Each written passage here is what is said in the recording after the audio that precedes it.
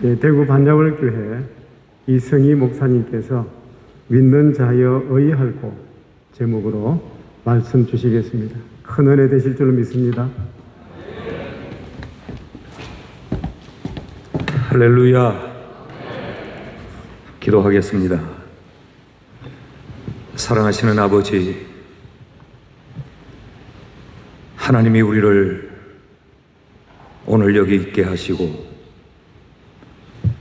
우리의 조국이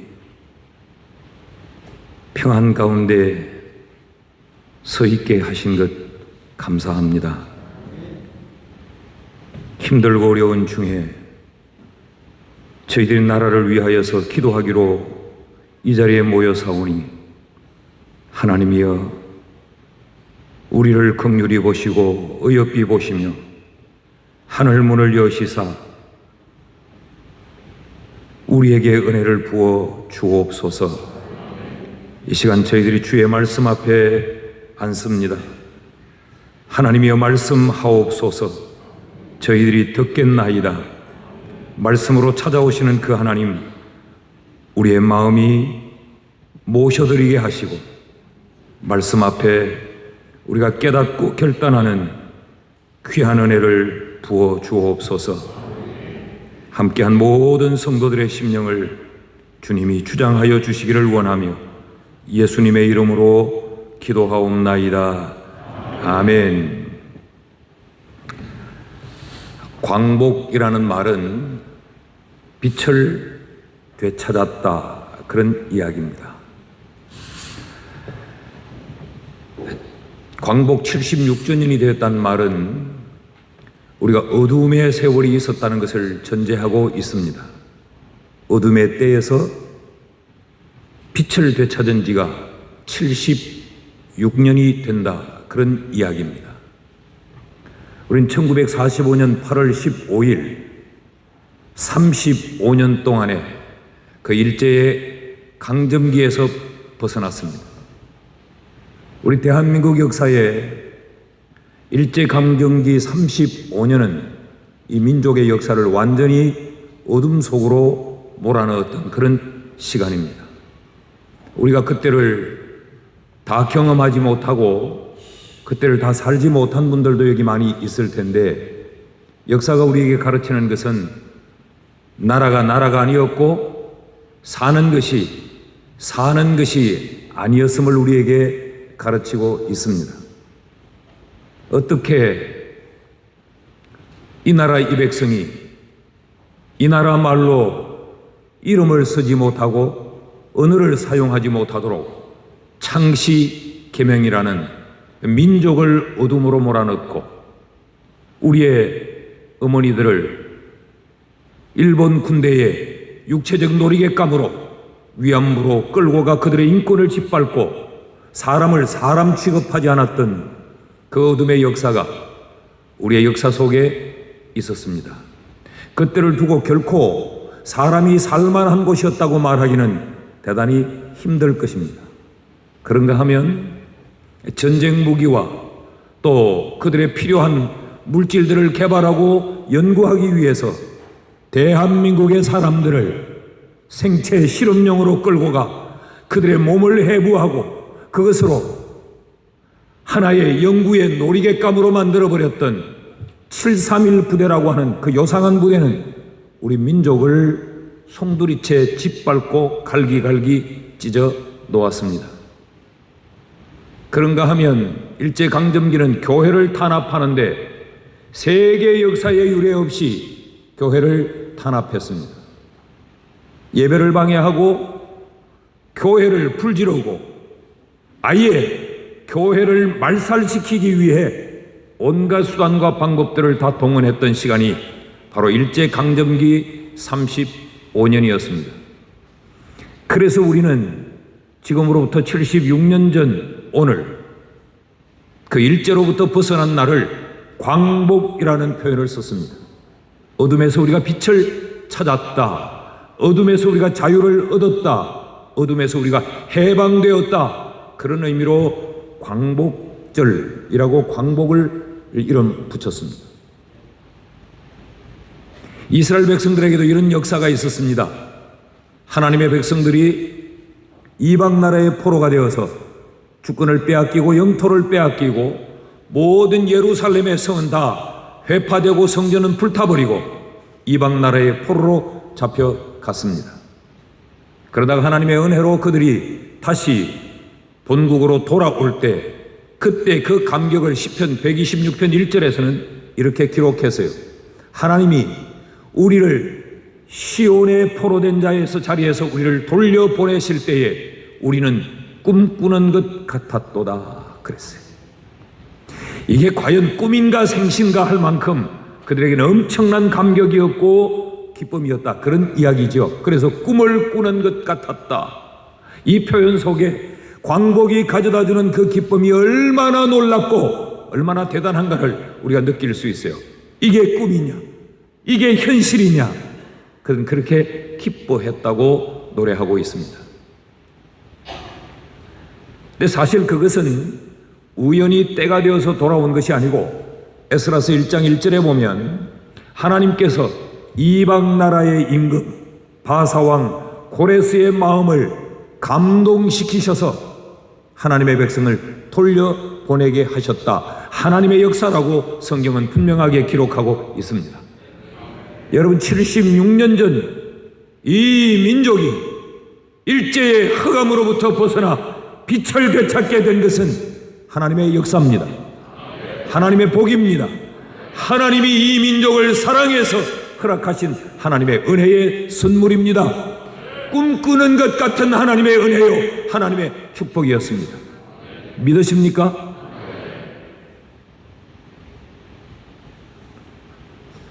그런데 76년이 지난 오늘 이 조국의 현실을 한번 돌아보십시오. 우리에게 빛을 되찾게 해준 것이 하나님의 은혜다, 하나님의 역사라고 인정하는 이들이 그렇게 많지 않습니다. 이것이 광복이냐 해방이냐 이 단어를 가지고 싸움박질을 하고 광복의 정신을 지키고 이어가고 개성해야 될 광복회마저 그 정체성을 되찾지 못하고 혼란스럽고 어려워하는 이런 형국이 되어 있습니다. 여러분, 우리는 예로부터 단일민족, 단일국가라는 걸 굉장히 자랑해 왔습니다. 그런데 오늘 보십시오. 이 단일민족이 세계 역사에 유례 없이 얼마나 깊은 갈등과 대립의 골이 파여져 있습니까? 분명히 우리는 한 민족이요, 한 백성임에도 불구하고 좌로 우로 나뉘어져서 대립하고 있습니다.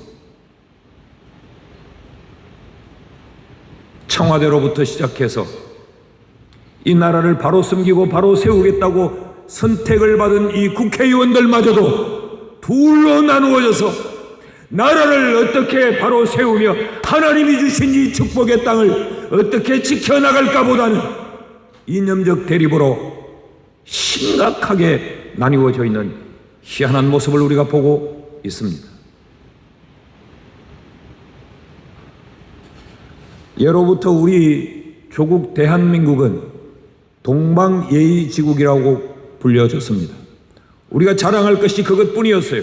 이 좁은 반도의 땅에서 그래도 우리는 예를 가장 소중히 여기는 예의 국가다. 우리 나라 밖 사람들이 우리나라를 그렇게 인정해 줬습니다. 땅덩어리는 좁지만 가난하지만 저들은 그래도 사람의 도리를 아는 민족이요, 사람과 짐승이 다르다고 하는 것을 보여주는 민족이 바로 한민족이다. 그렇게 우리를 높여주었습니다. 그런데 오늘 우리가 살고 있는 이 나라의 현실을 보십시오. 도덕과 윤리가 무너졌습니다. 여러분, 이 땅의 동성애가 웬 말입니까? 짐승도 수컷과 수컷이, 암컷과 암컷이 교배를 하지 않아요?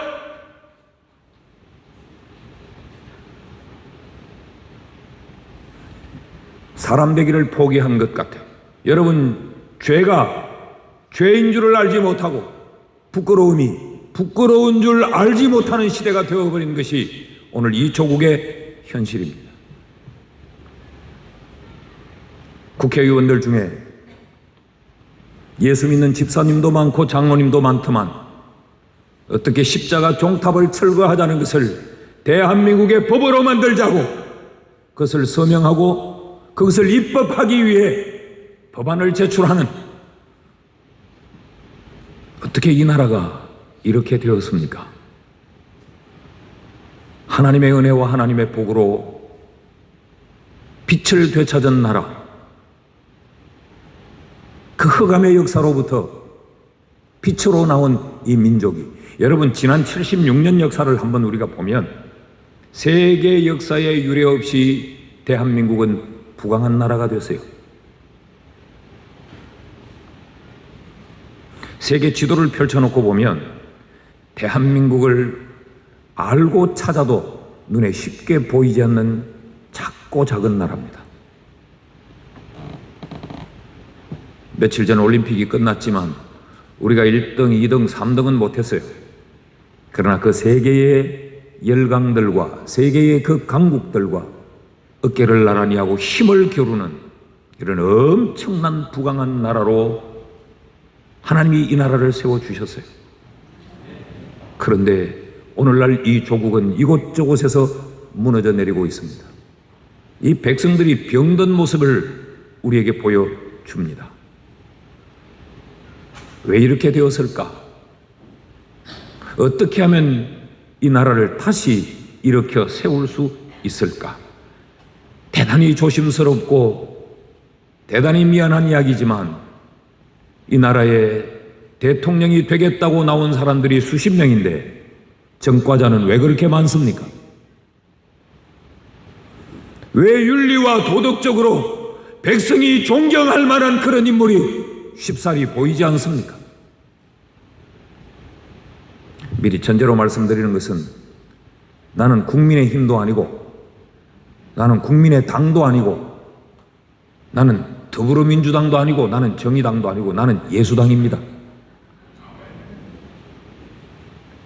어떻게 이 나라가 이 모양 이 꼴이 되어버렸을까?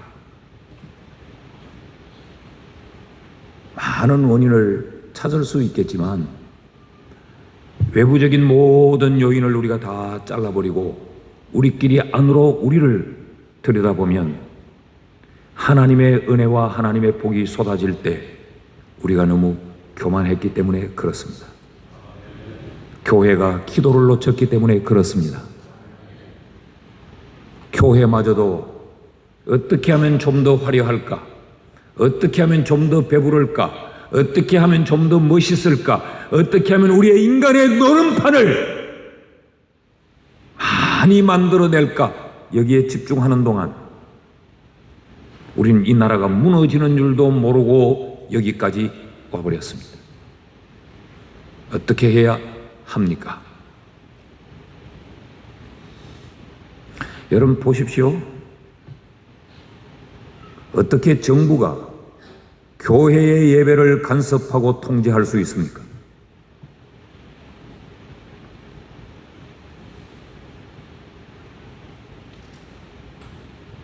이럴 때를 사는 우리가 어떻게 해야 할 것인가? 제가 긴 말씀을 드릴 수는 없고 짧게 몇 말씀을 좀 드리려고 합니다. 포로된 자리에서 돌아온 이 느헤미야가 52일 만에 붕괴되고 무너진 예루살렘 성을 다시 재건합니다.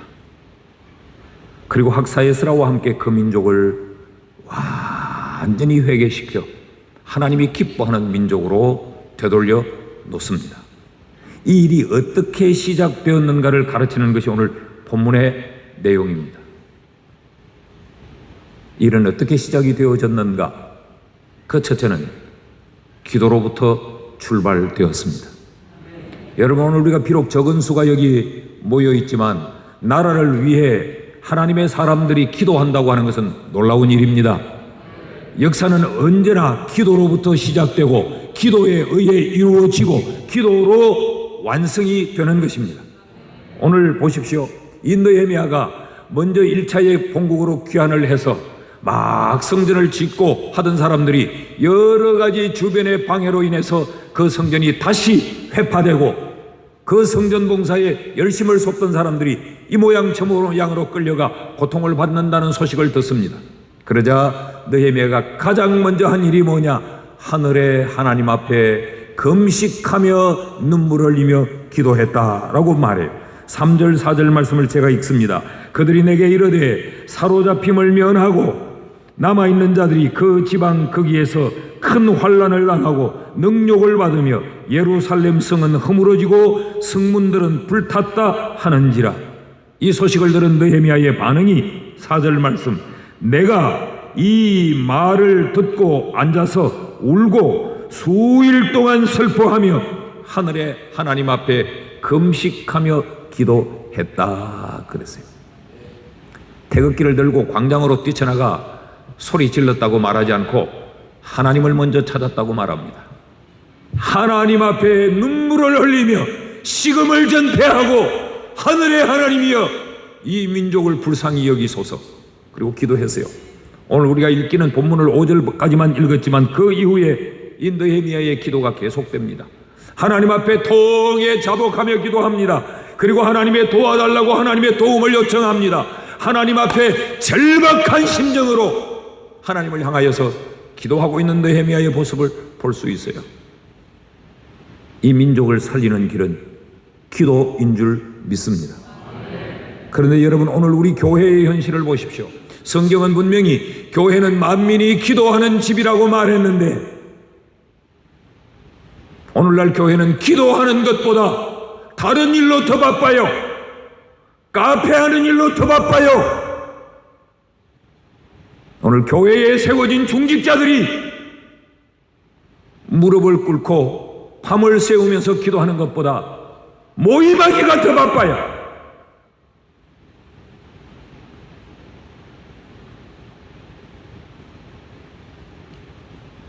과거에 우리의 신앙의 선배들은 오늘 우리보다 굉장히 무식했습니다. 그래도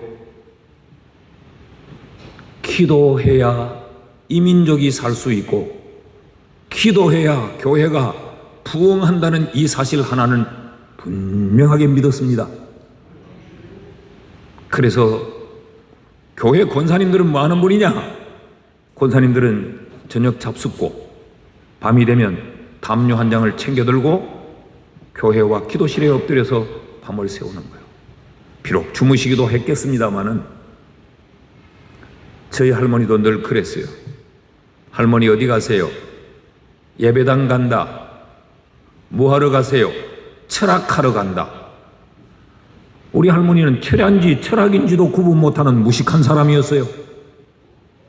그래도 기도만이 살 길이라고 하는 것을 분명하게 알았던 분이에요. 이 산골짝 저 산 계곡에서 찬이슬을 맞아가면서 이 나라와 이 민족을 위해 기도했던 우리의 신앙의 선조들이 얼마나 많았던지 몰라요. 산을 찾아 기도하고 강변에서 기도하고 그들은 모여서 기도하고 교회의 기도실은 늘 기도의 불이 꺼지지 않았어요. 그런데 오늘 이 시대의 교회를 보십시오. 아니, 오늘 이 시대를 살고 있는 목사인 저와 여러분을 보십시오. 지난 한 주간 기도의 시간이 몇 분 되었을까요? 지난 한 주간에 기도한 7일 동안 기도한 것이 한 시간은 될까요?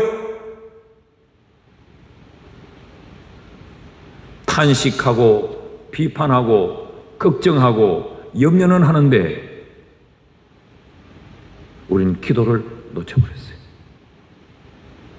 사랑하는 여러분, 하루에 한 번이라도, 하루에 5분이라도, 하루에 한 몇십 분이라도 기도하는 성도가 될 수 있기를 축복합니다. 제가 한국 교단의 이 한국교회 총연합회 회장을 맡으면서 모든 교단의 형편을 살펴봤어요. 세상만 무너지는 것이 아니고 교회도 정신없이 무너지고 있는 모습을 보았습니다.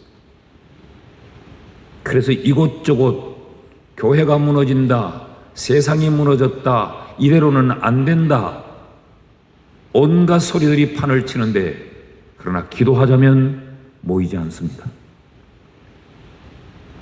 호텔에서 밥 주고 여비 준다면 그 자리가 꽉꽉 메어 터지는데, 기도하자! 교회를 위해, 이 조국을 위해 기도합시다! 그러면 안 모여요.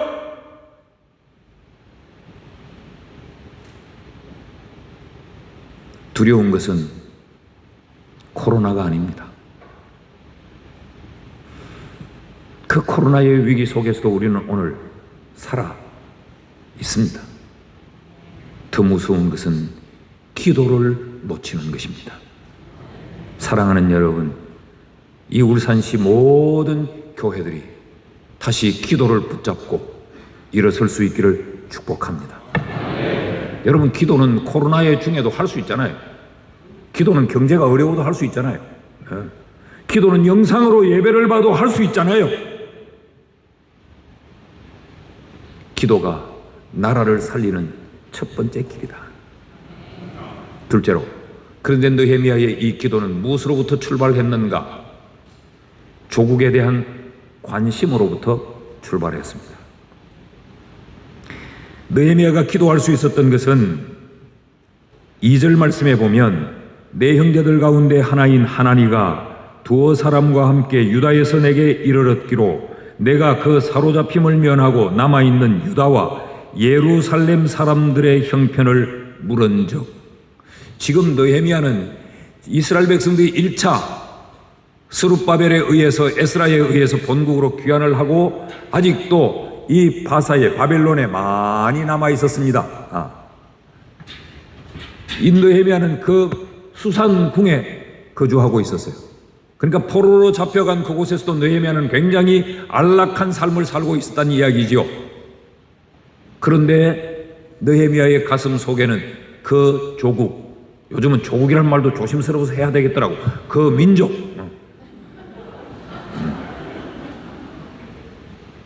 그 백성이 느헤미야의 가슴 속에는 살아있었던 거죠. 오늘 내가 잘 먹고 내가 편안히 사니까 모든 것 잊어버려라, 그러지 않았어요. 1차에 귀환했던 사람들 중에 그 형제 하나니가 돌아왔어요. 그에게 느헤미야가 물었다고 이야기합니다. 그가 들려줘서 우연히 들었다고 말하지 않고 본국에서 온 그 형제 하나니에게 내 조국은 어떻게 되었느냐,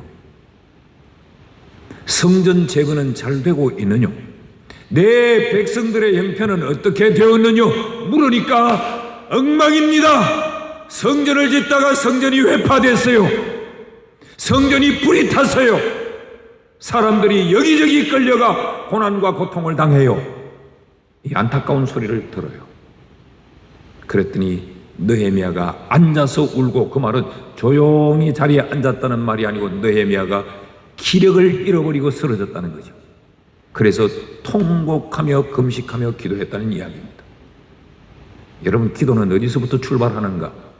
이 조국의 형편에 대하여 관심을 가지는 데서부터 시작합니다. 오늘 우리에게 좋은 교회가 있고 우리가 예배의 자유가 있고 오늘 우리가 먹고 사는 것이 별로 어렵지 않으니까 그냥 내 사는 데 큰 어려움이 없으면 됐다. 그 이유 때문에 우리에게 기도가 사라진 거예요. 여러분, 내 자식만 잘 키우면 된다고 생각하지만 내 자식 잘 키워놓아도 내 자식 주변에 자식들이 엉망이면 내 자식은 무너집니다. 나는 내 길을 잘 가고 있는데 옆에서 성질 더러운 놈이 내 차를 가로막고 문을 열고 나와 야구방망이로 내 차의 유리를 두들겨 깨부수는데 어떻게 할 거예요? 나는 남에게 해를 끼치지 않고 편안하게 잘 살고 있는데 내 집 담을 뛰어넘어 들어와 내 목에 칼을 겨누는데 어떻게 할까요? 오늘 우리 그리스도인들의 가슴 속에 조국의 형편에 대한 관심이 있어야 됩니다. 여러분 눈을 들어 좀 보십시오.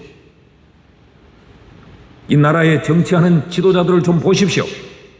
앞장선 사람들을 좀 보십시오.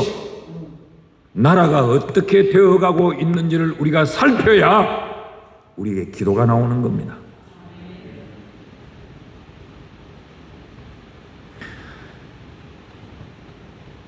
우리는 비판은 굉장히 잘하는데 비판하는 것에서 그냥 멈추었어요.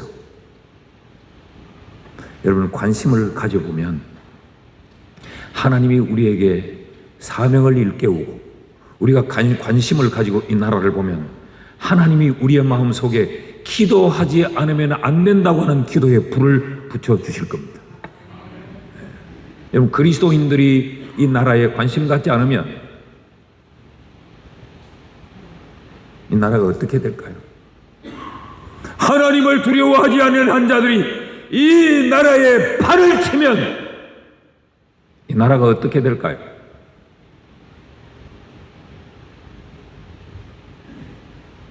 역사학자들은 이런 팬데믹 현상들이 더 깊어지고 더 깊어지면 정부가 강한 힘을 갖게 된다고 합니다.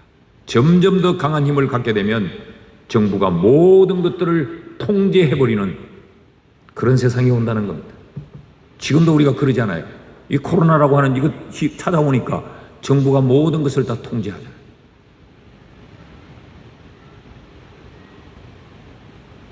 우리 교인들에게 목사님들이 다 말씀을 안 드려서 그렇지, 작년만 해도 예배 부를 때도 찬송을 부르지 마라.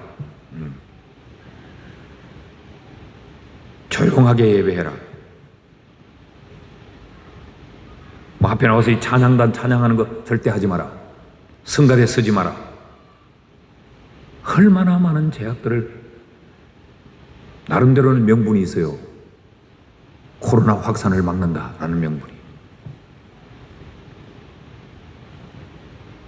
우리가 관심을 갖지 않은 동안 이 나라는 소리 소문 없이 무너져 내립니다.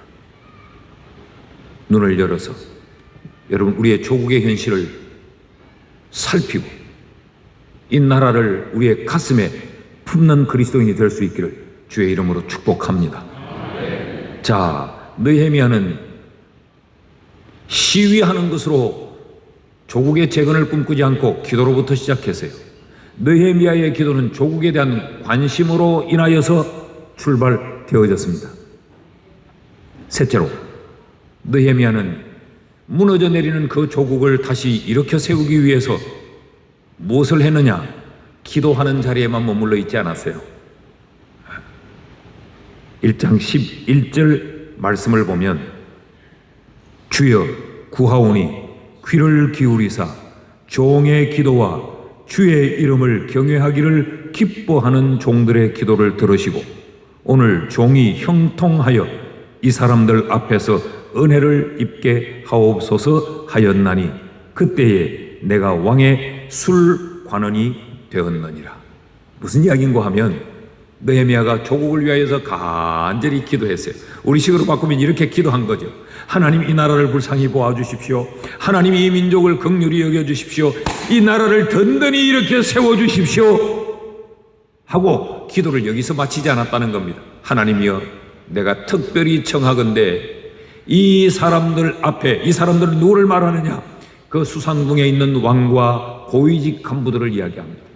이들 앞에 내가 은혜를 입게 하셔서 나로 하여금 형통하게 하옵소서. 이 은혜는 뭐고 이 형통은 뭐냐? 왕이 나를 내 조국으로 보내줄 수 있도록 내가 저 잿더미가 되고 폐허가 되은 내 조국을 가서 그 나라를 다시 이렇게 세우려고 하니까 하나님이여 그 길이 순적하게 풀려지게 해 주십시오. 여러분 이 기도가 얼마나 귀한 기도인지 아십니까? 이 기도는 이런 이야기입니다. 하나님이여 그 잿더미의 현장으로 내가 가기를 원합니다. 그러면서 성경이 뭐라고 말해요? 그때 내가 왕의 술관원이었더라. 다시 말하면 청와대 비서실장으로 있어요. 자신의 안락함을 버려두고 잿더미가 되고 폐허가 된 그 이 조국의 현장으로 가서 무너진 내 나라를 다시 일으켜 세우도록 하나님이여 내게 은혜를 베푸시고 하나님이여 내가 형통히 갈 수 있도록 도와 주옵소서. 이게 느헤미야의 기도였어요. 다시 말하면 느헤미야는 조국을 위하여서 기꺼이 자기를 내어 던지고 헌신했던 사람입니다.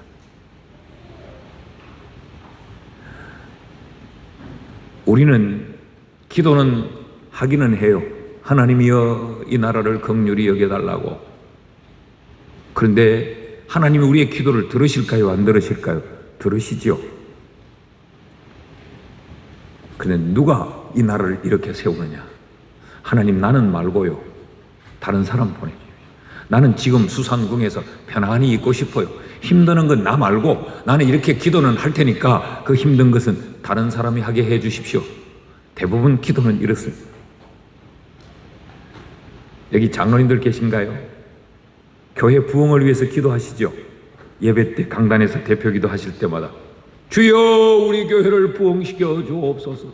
아버지 빈자리가 많습니다. 빈자리를 채워 주옵소서. 하나님이 그 기도 들으세요. 그래 나도 마음 아프다. 이 빈자리가 채워지기를 바란다. 근데 내가 복음 들고 나가 내가 전도하기를 원치 않아요. 제가 참 많은 교회 집회를 다녀왔는데 교회 부흥의 원인을 성장하지 않는 원인들을 장로님들은 다 목사님 때문이래요. 우리 목사님 설교가 시원찮고, 아이고 우리 목사님이 비전이 없고, 목사님 만나보면 이야기가 또 달라요. 우리 장로들이 따라와 주지를 않고 헌신이 없고 전혀 달라요. 교인들을 만나보십시오. 교인들은 다 앞장선 사람들 때문이라 그래요. 누구 때문일까요? 우리 자신 때문입니다. 내가 전도하지 않는데 누가 이 교회를 찾아오겠어요? 느헤미야는 조국의 안타까운 실상을 가슴에 품고 기도하는 자리에 머물러 있지 않고 자기를 내어 던졌어요. 이 홀트 아동복지회에서 이 구호를 외치는 걸 제가 가만히 보고 너무 멋있더라고요. Love in action. 사랑은 행동으로 사랑하라. 기도는 행함으로. 기도는 입술로 하는 것이 아닙니다. 기도는 행함으로 해요. 행함이 없는 믿음은 죽은 믿음이었듯이 나를 헌신의 자리에 내어놓지 않는 기도는 죽은 기도입니다.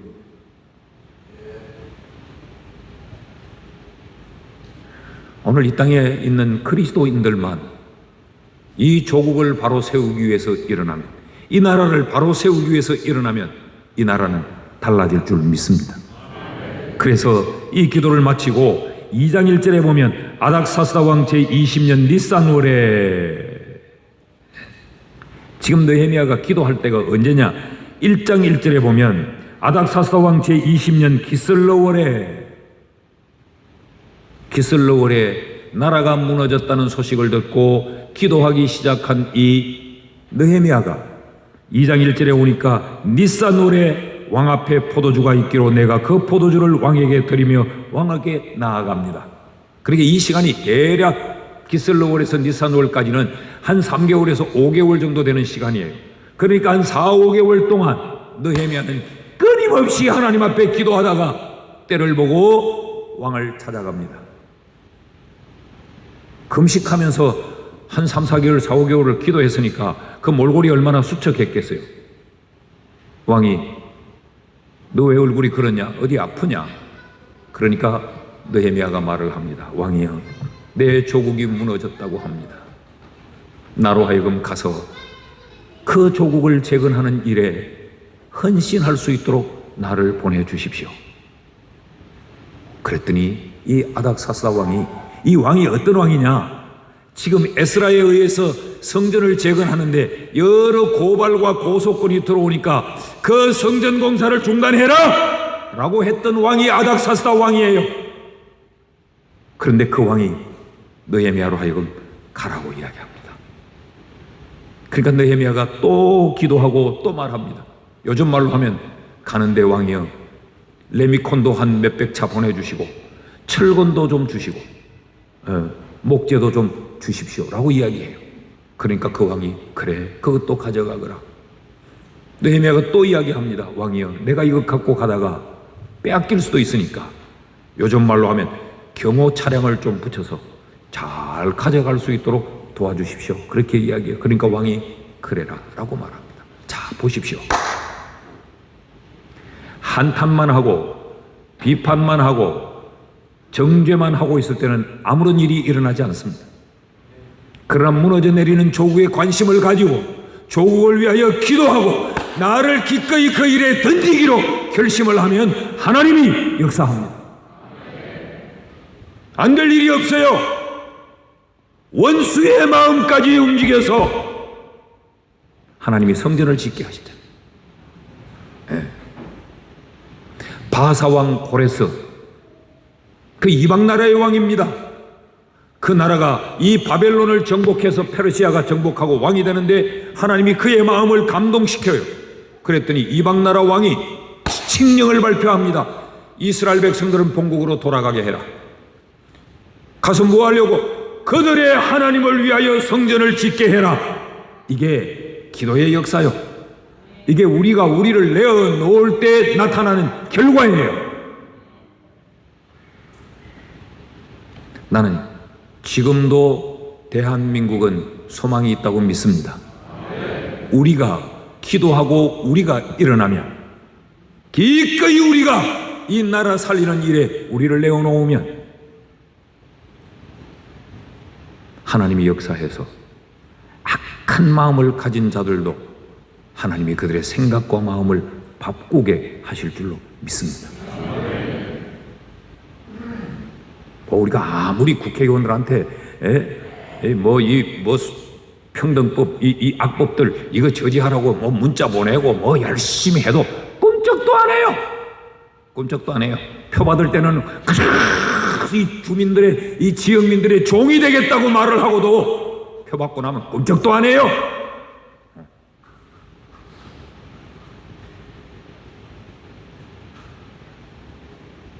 우리가 기도하고 하나님의 백성들이 분연히 일어나면 하나님이 역사합니다. 하나님의 사람의 마음을 바꿉니다. 이 나라를 하나님이 다시 회복시켜 주실 줄 믿습니다. 오늘 이 세 가지를 마음에 꼭 기억했으면 좋겠어요.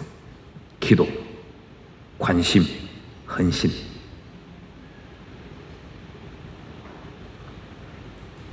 근데 왠지 제가 이렇게 설교를 마치면서도 마음 한편이 섭섭해요. 듣기는 듣지만 하겠나 싶어요. 들을 때는 고개도 끄덕이고 아멘도 하고 아마 또 오늘 돌아가시는 길에 설교 평가를 하시겠죠. 고함 대기 지르더라. 확실히 보니 색깔이 국민의힘 쪽 같더라. 뭐 이런 판단과 비판만 디립다 늘어놓고 맞아. 목사님들 정신 차려야 돼. 장로님들 똑바로 써야 돼.